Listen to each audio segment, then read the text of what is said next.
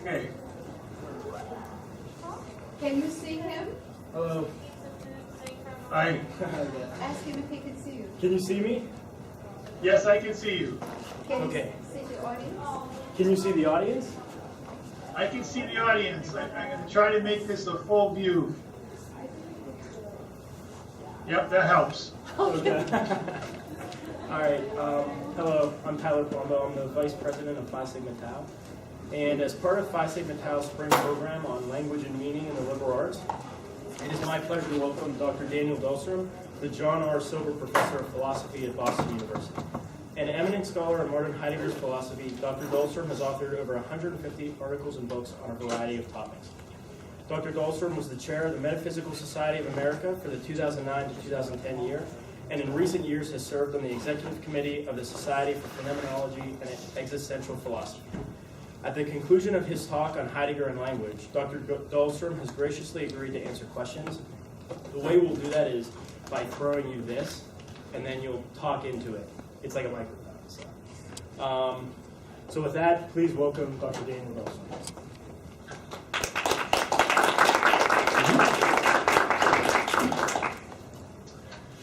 So thank you very much for the invitation to speak to you.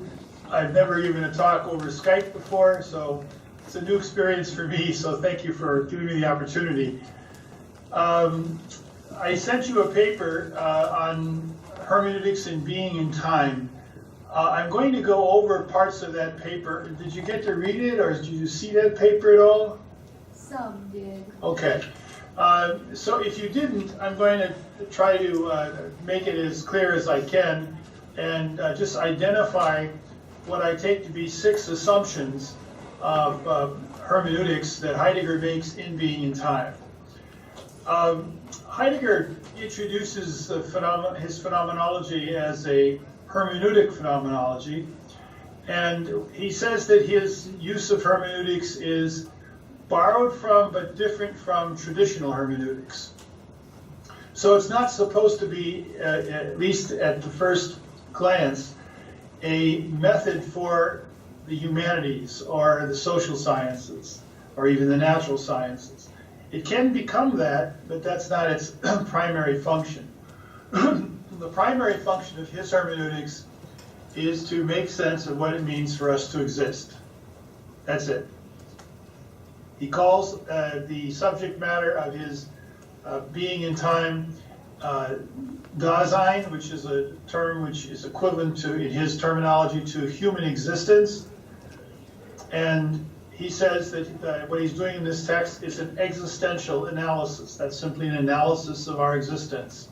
The distinctiveness of the hermeneutics is that we exist in ways that are meaningful or meaningless, but in some way or another, meanings are constitutive of our existence.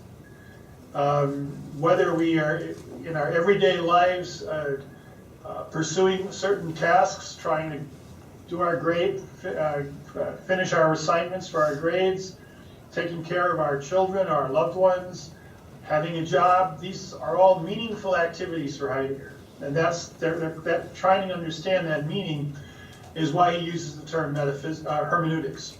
Hermeneutics is traditionally understood as the art or science or practice of interpretation. So the traditional sources of hermeneutics are basically legal hermeneutics. So if you go to law school, you'll study legal hermeneutics. If you were studying scripture, you'd be studying biblical hermeneutics. At least in the Abrahamic traditions, there's always hermeneutics. Muslim, Christian, and Jewish, they all have hermeneutical traditions. That is, traditions of interpreting their sacred texts. So this is a long-standing tradition, the tradition of trying to understand how we interpret things. So even though Heidegger says, I'm doing something that isn't the same as traditional hermeneutics, he still uses the term and borrows principles from traditional hermeneutics. And no one has actually brought those all to light before.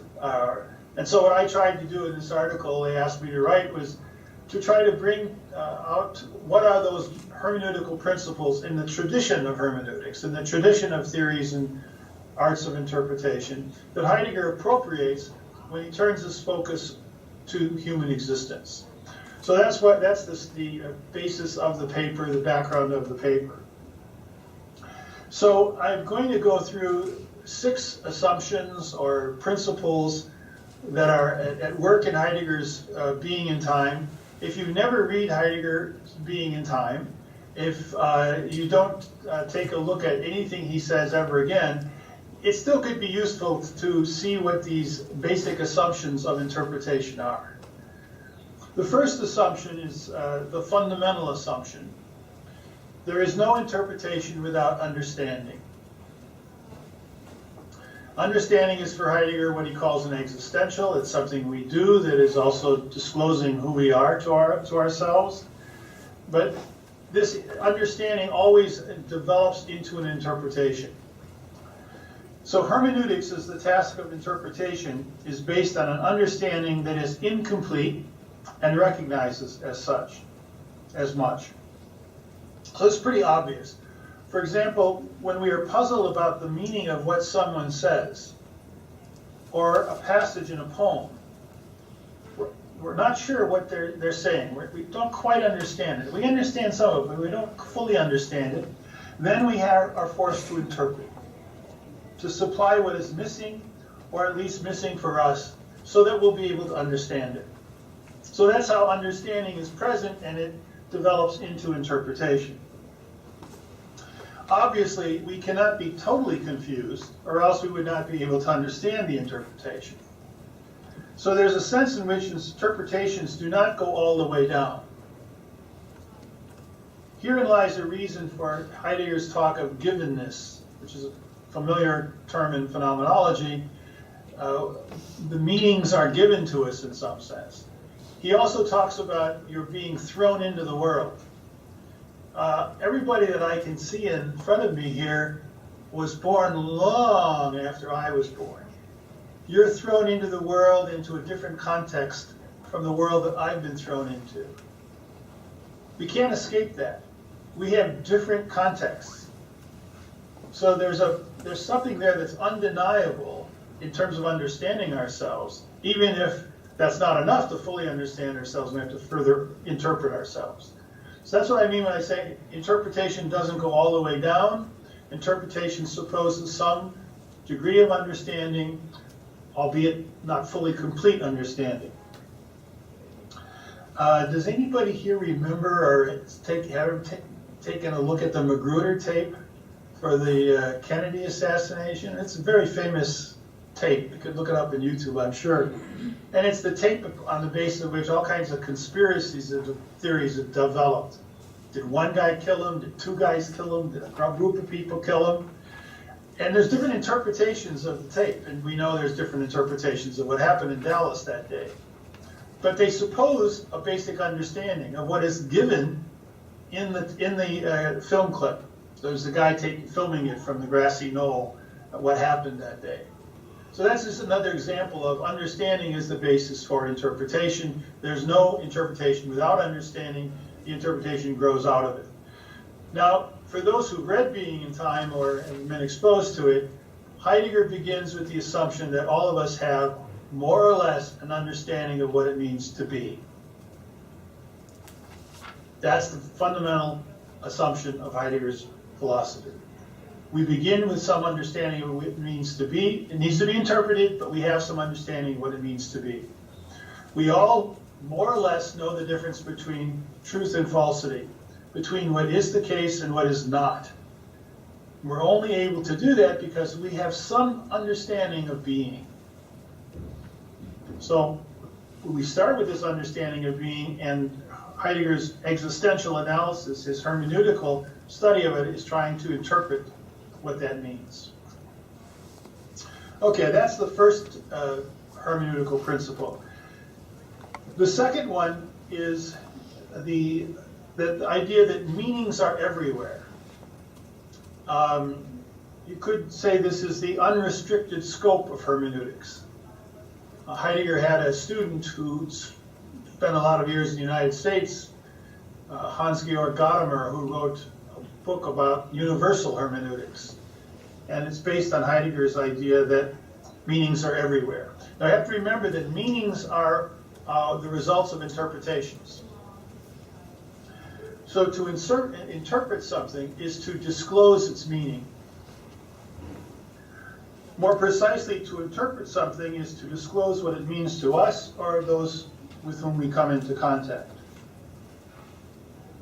Because when we are interpreting meanings, and meanings are everywhere, and that they can mean different things to different people, things may have multiple meanings, including meanings that only later generations can discern, or some meanings that can only become evident in the passage of time. If you're married, when you got married, that had a certain meaning to you. And it probably has a meaning for a long time after that. Now suppose you get divorced. The meaning changes. A new meaning is added on the previous meaning. So meanings are everywhere. And as we'll see there, we can see in a minute, they're layered. Now this idea that meanings are everywhere, that life is filled with meanings, even when we have experiences of meaninglessness, it's relative to a context of meaning. This is a bit of an innovation on Heidegger's part. In the history of hermeneutics, one of the most important people is someone named Schleiermacher. He was a German philosopher, theologian, and also very important in the history of study of classics, study of Greek and Latin, especially Greek. And he wanted to come up with a theory of interpretation that would allow people to interpret texts across different centuries in different contexts. But he was typical of traditional hermeneutics thinkers in that he thought that meanings are only attached to words or sentences. Which would make sense. We talk about the meaning of what someone said, or the meaning of a poem, or the meaning of a book. But it wasn't until someone by the name of Wilhelm Dilthey came along, famous German historian, philosopher, psychologist at the end of the 19th and early 20th century, who said, no, you're all sitting there right now, and that chair means something to you. There's a context of meaning in that chair. Some of you have your arms folded, some don't.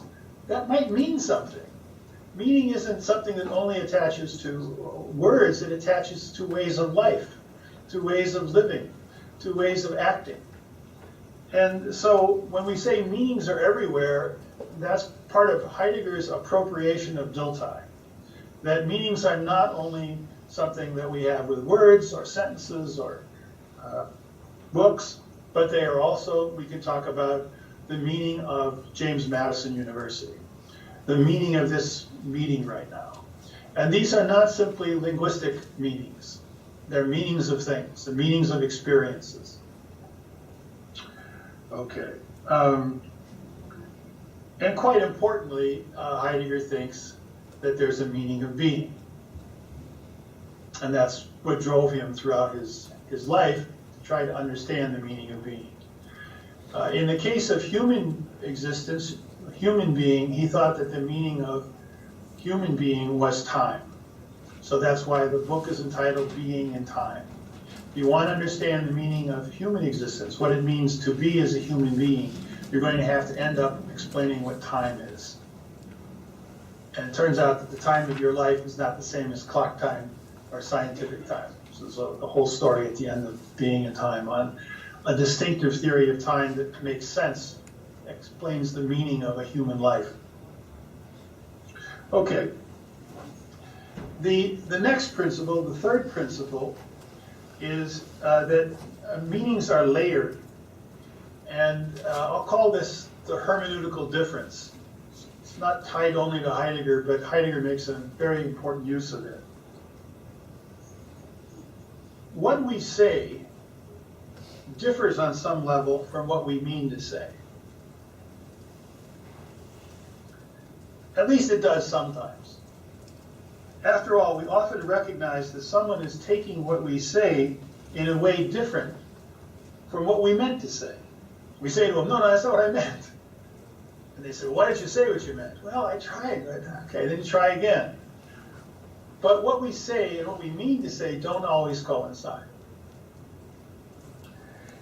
Interpretation can accordingly center on the meaning of what is said, or the activity that someone performs, but it can also center on the speaker's meaning, what the speaker intended to say by what she said, or the meaning of she had in mind when she performed a certain activity. Those are two distinct hermeneutical approaches. But notice it's the same act of speaking, or the same action someone performs. You can ask what it means to others, and you can ask what they meant by doing it or speaking. So that's when I say that meanings are layered. This is one example of a layering. And that's a very traditional way in which the layers of meaning are present in the history of hermeneutics. The two layers of meaning coincide, but they're different. What I say and what I mean to say may differ. And there's all kinds of variants of this in the history of hermeneutics. Has anyone ever heard of the difference between textual criticism and literary criticism? So textual criticism is trying to determine what belongs to a text. So if you've read any ancient philosophy or ancient literature or medieval philosophy or medieval literature, you see at the bottom of the page there's this Latin word varia, meaning variations, and they'll correspond to different letters or words on the page. And what they indicate is that this book was put together from manuscripts written over 2 or 3 centuries, and one set of manuscripts is in Paris, another is in Oxford, another's in Bologna, and somebody had to come to bring these manuscripts together and say, well, this is what the text is. And some of these readings we're not going to accept as what the author really meant. But it's a guess. So before you can try to interpret what the text means, you have this problem of the text itself, how the text itself is composed. There's all kinds of problems like a similar sort with things like James Joyce's Ulysses, which is the text that he intended and what are the different manuscripts of it that he gave us. Another way this comes up in the history of hermeneutics is the difference between the literal meaning, let's say, of the Bible and the spiritual, or the meaning that is supposedly important in the religion. Most people who are not of a certain very conservative stripe in their approach to religion would not accept the astronomy of the book of Genesis. According to the book of Genesis, there's these shafts that open up so that the rain falls down. I mean, they just didn't have anything like our conception of astronomy. And already in St. Augustine, and way back when, 4th century, 3rd century, these thinkers say, well, we've got to distinguish between what is literally said and what God meant to tell us by what was said. We have to be able to distinguish the mythical from the truth, and so on. There, too, we have 2 layers of meanings that coincide because it's the same text, but you try to read them from different standpoints. Schleiermacher himself distinguished between a grammatical interpretation and a psychological one, which is a bit like the distinction between what the text or sentence says and what the person who speaks the sentence means by it. Now, Heidegger has his own hermeneutical difference, a difference of meanings that are layered on top of one another. And this is something that he keeps throughout his whole life. Remember, he writes, being in time, he's 38, 39 years old. He lives till he's in his 80s, so there's a lot that comes afterwards. And throughout his life, he distinguishes between understanding a being as a particular kind of being and understanding its being. It's one of the hardest things to understand in Heidegger. He calls it the ontological difference. The difference between understanding a being as a particular being and understanding it as being at all. The famous example he uses in Being in Time is the hammer. When you use a hammer, you use it as a particular tool, as a particular being. At the same time, you use it as something handy. Its manner of being is to be handy. which is overlaid with its being a hammer that's useful for striking nails. So what he calls ontological interpretation, the interpretation of being, has to focus on what it means for something to be apart from the fact that it is a particular being. And that's, again, something that he keeps throughout his life. Even in later works, he's still working on this distinction between being and beings. It's a little bit like the distinction between saying that what something is and saying that it is. Not quite the same, but very close to that. So Aristotle long ago said there's two questions every scientist should answer. What is it and is it? They're not quite the same questions. You could say what a neutrino is or a subatomic particle is, but it may be something that you hypothesize has to be there, but you're not quite sure whether it exists. Something like that distinction Heidegger is interested in. He wants to know, what does it mean when we say that something exists? Okay, the next principle is what I'll call the hermeneutical task, and this is exposing meanings.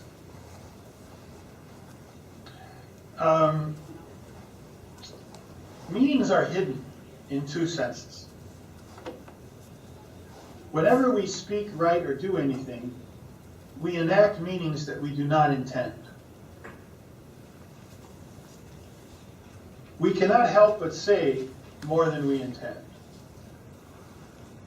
And he thinks that's true. I think it's true too. Whenever you say something, it means more than you intend it to mean, because somebody else can take it another way, other than the way you intended it.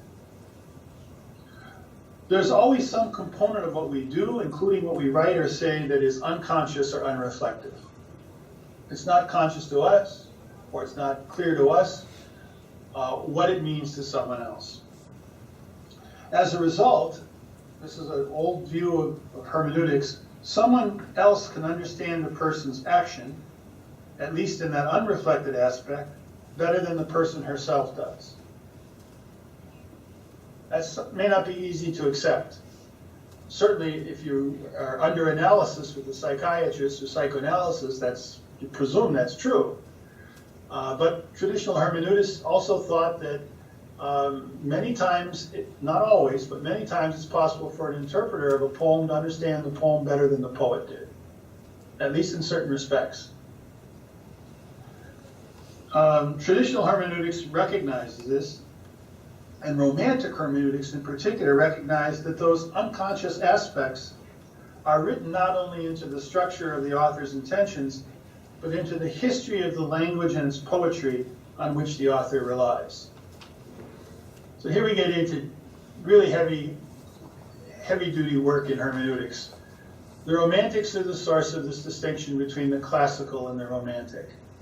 And their general idea was that if you really want to understand a literary work, you have to understand the whole history that led up to it, including the history of the language that the right person who wrote it is using. Well, none of us can know all that. So there's obviously going to be ramifications, reverberations of meaning that we're not aware of that what we say reveals. So that's another sense in which the meanings are hidden. Not everything we say is clear to us, first of all. We may say things that we didn't intend to say, but they do have those meanings. And then there's this whole history of the language, the culture, the traditions we grow up with that inform what we say. And that's hidden to us too, hidden from us too. So Heidegger thinks that both these senses in which meanings are hidden, that structurally the very nature of our lives is that we're not capable of making everything clear to ourselves when we say things or do things, and the fact that there's a history that informs the ways in which we say things and do things. This corresponds to the planned two parts of being in time. He originally thought that part of it would be a structural analysis to show what it is that remains hidden from human existence as human beings exist in the ways they exist. And then he wanted to do what he called a destruction of the history of philosophy to show how The language that philosophers have used to understand human existence has a history that they themselves haven't reflected upon. So his hermeneutics is both systematic in a sense and historical. I should add that he never finished the project. He gave it up by 1930. I think he burned the original version of the last part after Christmas in 1926, when he thought that he hasn't made it clear enough. But the general idea of looking at the history of a language, of a culture, of a philosopher's ways of thinking, as the background that makes sense of things today, that's something he always carried with him. Okay, the fifth assumption of hermeneutics that he takes over is that interpretations are inherently situated. And there's two expressions he gives this in Being and Time. One is what he calls the hermeneutic situation, and the other is the hermeneutical circle. I'll talk about both of those. We do not interpret things in a void. To the contrary, we interpret specific texts and actions in a context that places us, as well as what we are interpreting, together in a specific situation.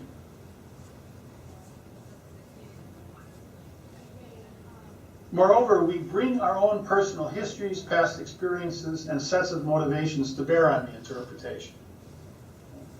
So,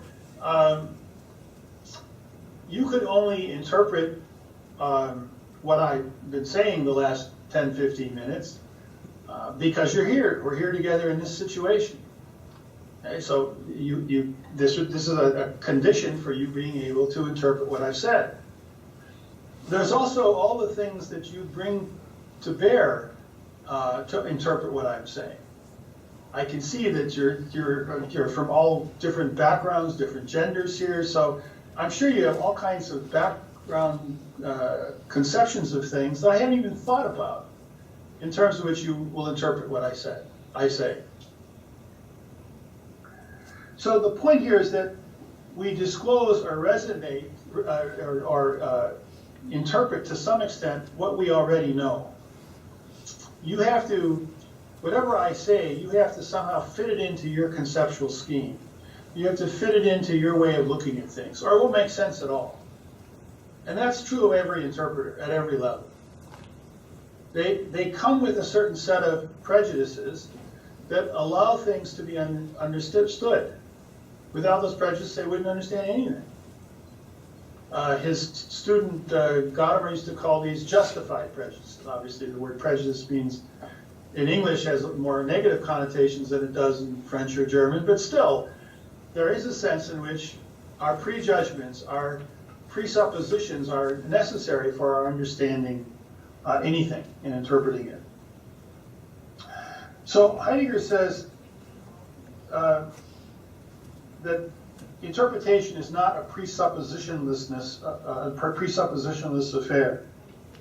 It's always based on a specific preview and preconception of what we're understanding. Okay? So let's think of it this way. He actually includes three aspects of what he calls the hermeneutical force structure. The first is have what you have before you. So right now you have to listen to me. You have me before you. That's one condition, one part of the force structure. The second is that you had some preview. Somebody told you something about what was going to happen here. You had some preview of what it was going to be about. And then you have certain preconceptions of whatever I say, though they're either going to fit well or not fit well into your preconceptions of things. But that having what you already have before you, that preview and that preconception make up what Heidegger calls the force structure of interpretation. And they make up also what he calls the hermeneutical situation. So another way to say this is no one has a divine view on things. Interpretation is always contextual. It's always within a certain context based on this force structure that we have. if we think of it that way, interpretation always lays out, and the German for interpretation is Auslegung, lays out, and thus circles back in a way to what we already vaguely understand. That circling back is what he calls the hermeneutical circle. In order to understand me, you have to circle back to what you already know. And either something I'm saying is going to help make what you already know clearer to you, or it's not. But it's in that circling back that you begin to understand through the interpretation. And that can mean rejection of everything I've said. But that particular circling back is going to be part of the process. I think it's better to call this a hermeneutical helix because we don't go back to where we were before, literally. But we go back to something like that.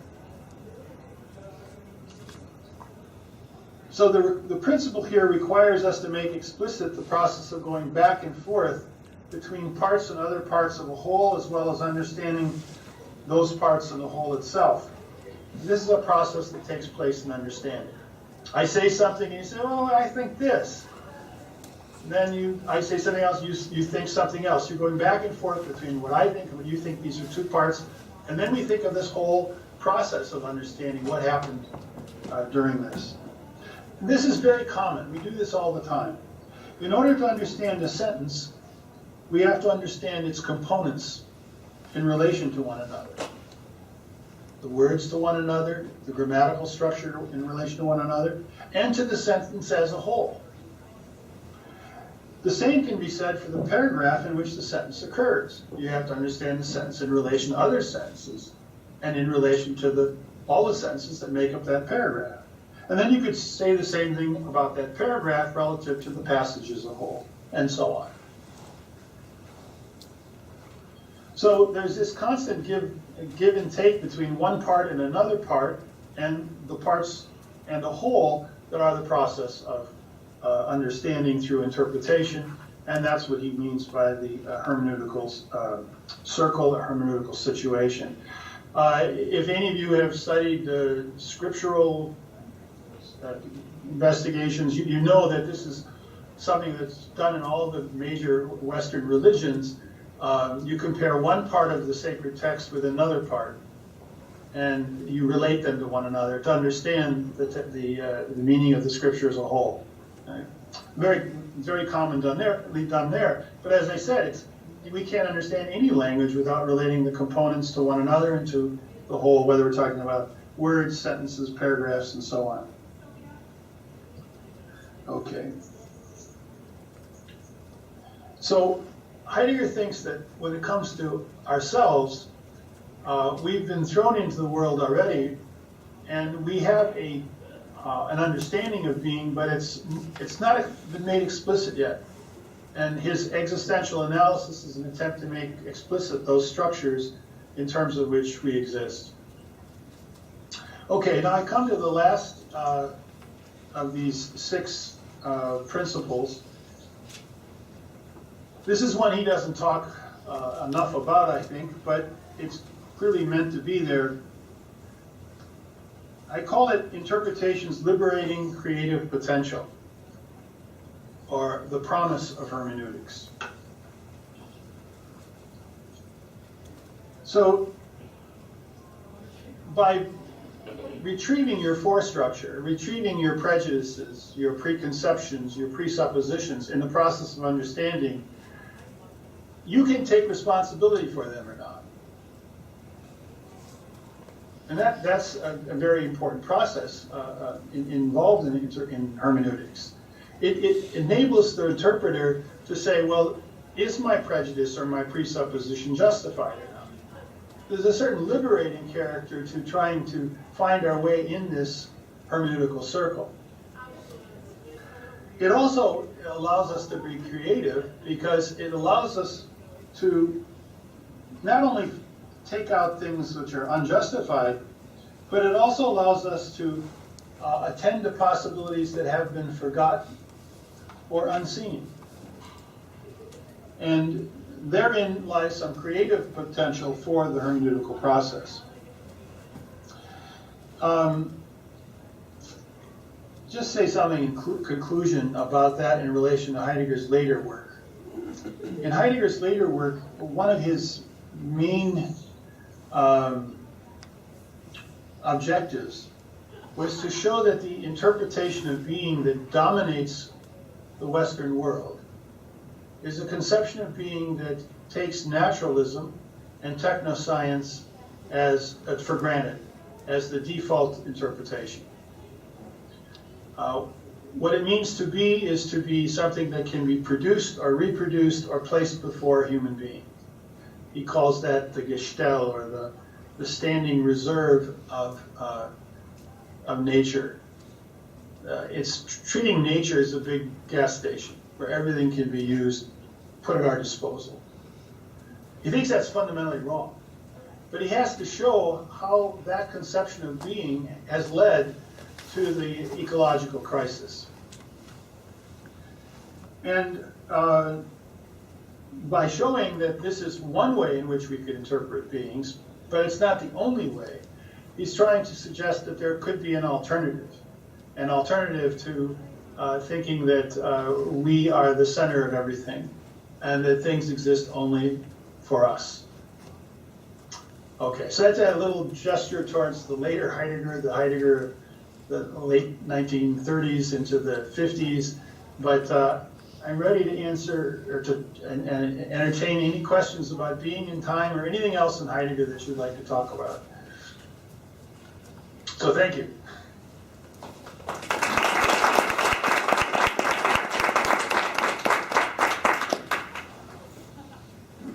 All right, so You does should anybody have stand any up and questions? handle the questions. Stand up. Stand up and handle the questions. I had one. Sure.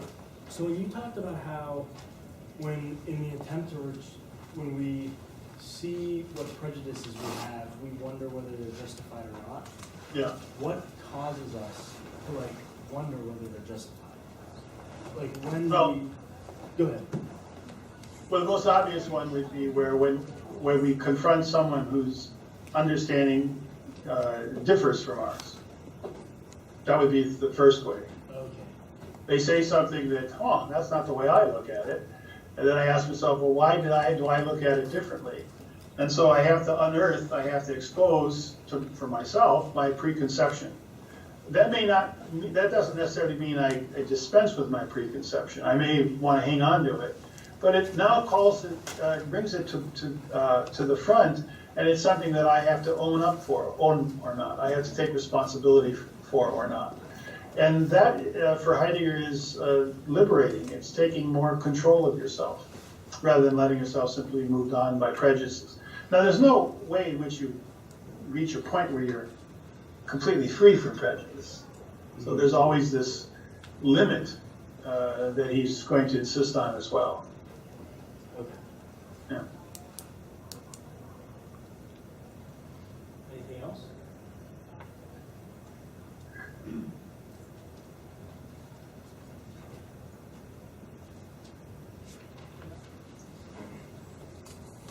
Hi there.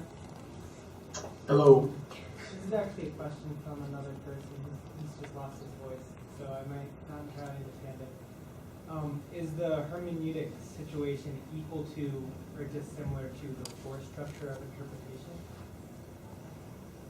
Can you hear that? Yeah, that's a good question.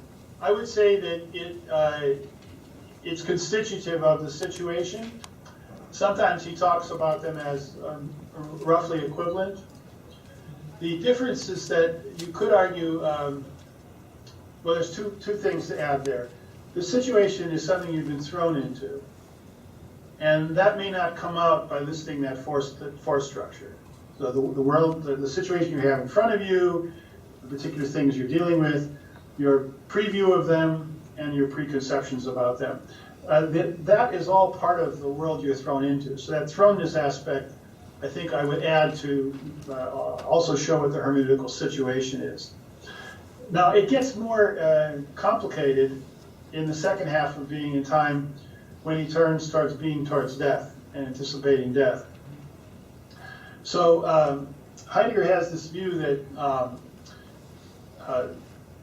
most of the time we live inauthentically because we're trying to escape the fact that we're going to die. And anxiety is something that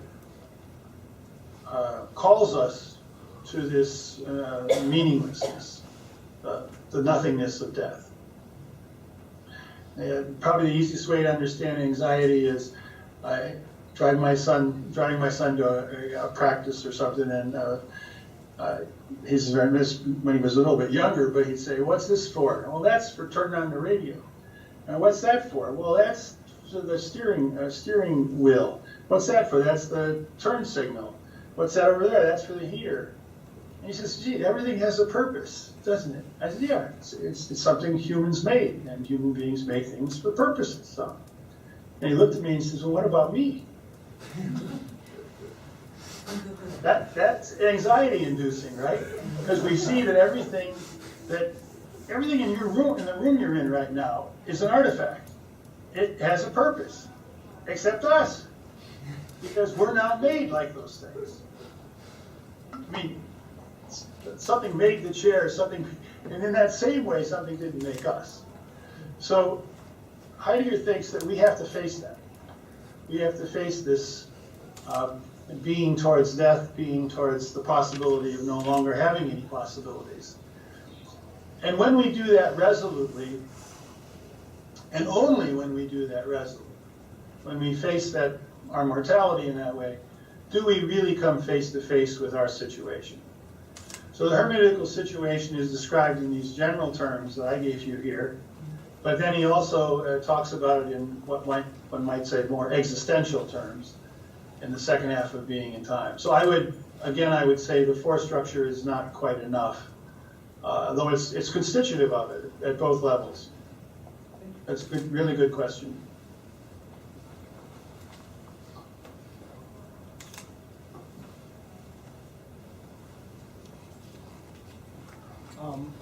Going back to what you just said, Yeah. so you would argue that the reason why we are inauthentic most of the time is because we do not want to confront death? So when you say, Yeah, I'd say that's largely it. We have when we think about it, we realize that he gets this from St. Augustine. We realize that existing is a burden, that we are accountable for much of what we do, and it's much easier to give over that accountability to the crowd, to what he calls the they, das Man. And so for the most part, we do what our peers do. We do what popular media tells us to do. We don't take a step back and ask ourselves if that's really living authentically, whether that's really being truthful. So yeah, for Heidegger, it sounds religious in a way, and it clearly has an affinity with the religious tradition, that there's built-in tendencies towards sin or temptations of certain sort. But I think he means it in that sense that it's easier not to make the decision and let the decisions be made for the group that you identify with. It's easier to conform than not to conform. And of course that has to be done at a certain level, because you can decide to go along with your community at whatever level you're on, understand the community, but there's a difference between just going along with it and deciding to go along with it. And then in view of what do you make that decision? Well, there's one thing that he thinks you can't avoid, and that is your death. So that has to in some way frame the decision, whatever else frames it as well. So I know he doesn't use the language of want, so it's a good question. But I think you could say that he thinks that human beings have this proclivity to, he calls it fallenness, Verfallenheit, a proclivity to fall prey to whatever conformist tendencies there are in the society, and to let them take over this very difficult task of being responsible for yourself, of existing authentically. I mean, it's pretty obvious, right? I mean, each of you and I have all kinds of decisions to make every day. And it's hard. And what's the easiest thing to do? Well, I just do what others do, because I won't rattle the boat, I won't have any problems, and I'll hope that, when I have that anxiety thing that comes along and says, damn it, nothing makes any sense, I'll find some drugs. He actually uses the word tranquilizing or sedating feature of being part of the group, of conforming. It does take the sting out of anxiety. Sometimes I have students who write on anxiety and compare it with the pharmaceutical and the psychological theories, and it is very interesting, the distinction between anxiety and fear. Fear is always something in your environment that is threatening to you, and anxiety is not a fear of anything that's threatening you, it's anxiety over yourself, over your life, over your existence. It's a different kind of emotion, a really different kind of emotion. If it's something fearful in front of you, then you get together and figure out what to do about it. Handle it. But if it's anxiety, it's not something that you can put a gun to. It's not something that you can fend off. So Heidegger is very good at it. Now that's not original with Heidegger, by the way. That's in, above all, Kierkegaard. He drew very famously on Kierkegaard, and then there's another philosopher, Scheler, before him, who insisted on this distinction between anxiety and fear. But you'll find something similar in psychological literature too, today. Yes. Can you pass that back?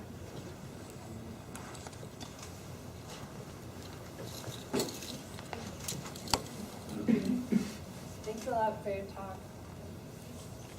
It was really clear and interesting. I was wondering if you could say a little bit more about the idea of unconscious that you talked about as one of these hermeneutic principles. So this idea that whenever we are speaking, also we produce a meaning that is in some kind of surplus to what we intend to say, or some aspect of opacity. And I wonder, how close you would read, say, Heidegger and someone like, say, Lacan on this issue. Is it unconscious in this deep sense that it cannot be given or ascribed a meaning, or is there a different sense of that for Heidegger? Yeah, that's a great question. It's a complex question because Heidegger hates the word consciousness. So for those who have read Being and Time know that instead of the word consciousness, which is the centerpiece of Husserl's phenomenology, the phenomenology of his teacher or mentor in Freiburg, he replaces consciousness with being here, Dasein. And he does that because he thinks consciousness is too reminiscent of the Cartesian ghost in the machine. The idea that consciousness is something that is a mirror of things happening out there, but it's not itself engaged in the world, it's somehow apart from it. So Heidegger doesn't like consciousness, and he replaces it with Dasein, or being here. And he also very often uses the phrase being in the world. So it's actually very Aristotelian. There's no organism that isn't, organisms never exist without their environments and an interaction with their environments. So he tries to go back to Aristotle by introducing this notion of being in the world. And for that reason, and because of the Cartesian tradition, he says, I'm not going to talk about consciousness at all. Because he doesn't talk about consciousness, he also doesn't talk about unconsciousness. However, the fact that meanings are hidden, one way to make sense of that is that we can't make them explicit to us, or rather, the job of phenomenology is to make explicit what is hidden, and that's sort of like the job of bringing the unconscious to light. So people have seen a connection with Freud in that both of them are trying to find ways to unpack something that is operative but not explicit in our lives. The Lacan connection has been developed, written about quite a bit. There's a fellow who died, a good friend of mine, 2 weeks ago, Bill Richardson, who's written quite a bit of that on this at Boston College. But the problem there is for Heidegger, what is ultimately hidden from us is being itself. Being hides from us. This is a theme he takes over from Heraclitus, nature loves to hide. So our problem with coming to understand ourselves has to do more with nature's way of keeping itself, being's way of keeping itself from us, than it has to do with our own incapacities. So the problem would be whether Lacan's unconscious taps into that, or whether it is still dealing with something within the realm of conscious, relative to consciousness. And that's where I think there are debates between the Lacanians and the Heideggerians. There would still be a debate there. But that's really a great question. And that's best I can do on that one. But I think the basic idea is there is a connection. Hermeneutics for Heidegger is always about bringing out what is hidden, but not so hidden that we can't find it operative in us. And that does sound something like psychoanalysis, something like it. Yeah, thanks. So is the importance of time for Heidegger and acknowledging like how we use our time to best understand how we interpret things or why we interpret things the way we do, like in things that we experience? Not directly. So for Heidegger, let me go back to a problem with time to try to make that clear. So the old paradox of time is that if the present exists, if to exist is to be present, then time doesn't exist, right? Because time is composed of the past and the future. But if only the present exists, then time doesn't exist. Heidegger thinks that repeatedly Western philosophers have gotten caught up in this problem. So he rejects the idea that time is reducible to now moments. And that, of course, corresponds with what is called in contemporary analytic philosophy presentism. Only the present exists. So Heidegger's got a broader view that we need to have an account of time that includes the reality of past, present, and future. So that's one way he's opposing the traditional view of time. But it gets more difficult because for him, the primary conception of time is not drawn from a comparison of motions, like the motion of the lunar motions or the motions of Earth relative to the sun. Motion already presupposes time. So you can't derive time from motion. You have to have a constant of time that will explain motion. This is a problem for physics all the time, by the way. This is not just Heidegger's difficulty. So Heidegger's view of things is that the time of your life, the time of your existence, is the primary sense of time. And the time that we have in physics and in clock time, these are derivative of the time of your life. So you experience the passage of time in a more fundamental way than any measurement of one motion by another motion, or watching the second hand on a clock will reveal. So that's one thing. He opposes the view that time is reducible to the now, of the present. Doesn't explain anything because we got the past and the future. And he argues that we have to understand time as including the past and the future as real in some sense, robustly real. But then he adds a third complication. He thinks that the fundamental conception of time is the future. Or rather, the fundamental component of time is the future. So it's by virtue of what we project, it's by virtue of our expectations, it's by virtue of things which we want to happen, that we understand the past and the present. So he argues repeatedly that the in his new conception of time, and here he breaks with everybody that I know of. It's actually nothing like it before him. He argues that the future is more important in understanding time than the present or the past. Now, he has a very ordinary intuition to back this up. How many of you have been thinking about what you're going to eat after class? Thanks. Helps. Glad somebody put their hands up. Would have been embarrassing. How many of you are thinking about whom you're going to meet later tonight? Okay. How many of you are thinking about what you're going to do after this?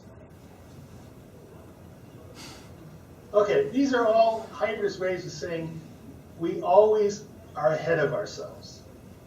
We're always ahead of ourselves. We never fully live in the present. We do live in the present, but always by virtue of some future that we're anticipating or expecting. And you can't separate those two out. You can't say, well, that's going to happen later. No, you're already with that person you're going to be with. You're already anticipating that food. The idea that the future is more important than the present and the past, he thinks is a phenomenological fact. And it would be an interpretation of the things I just asked you about, the extent to which the present here is saturated by some expectation of the future. So that's the third and most difficult angle of his re-understanding, his new understanding of time. It's not only that it's not just the now that exists, but there must be a connection of past, present, and future.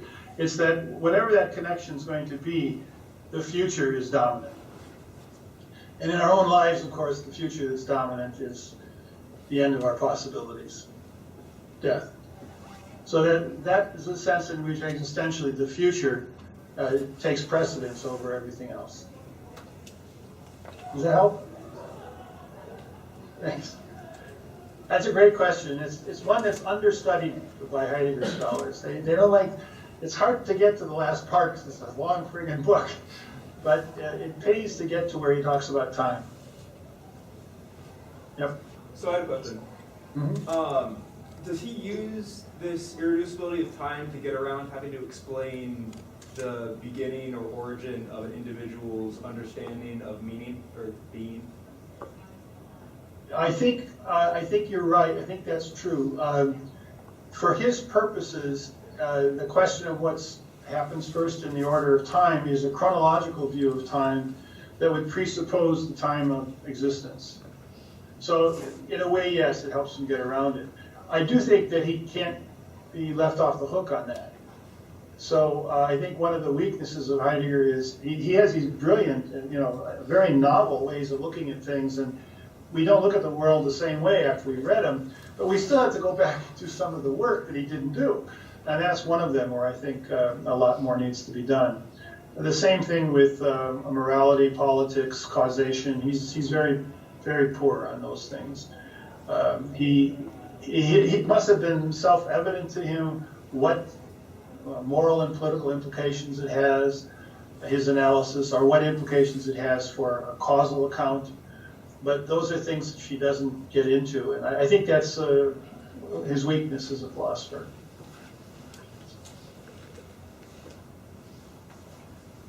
Any more? Well, if there are not any more questions, let us thank Dr. Dahlstorm again.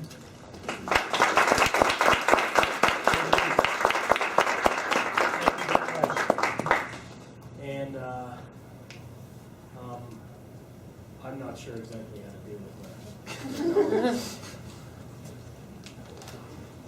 All right, thank you, Doctor. Yeah, thank you very much. Thanks for listening to me. Thanks a lot. Thank you for the talk. Yeah.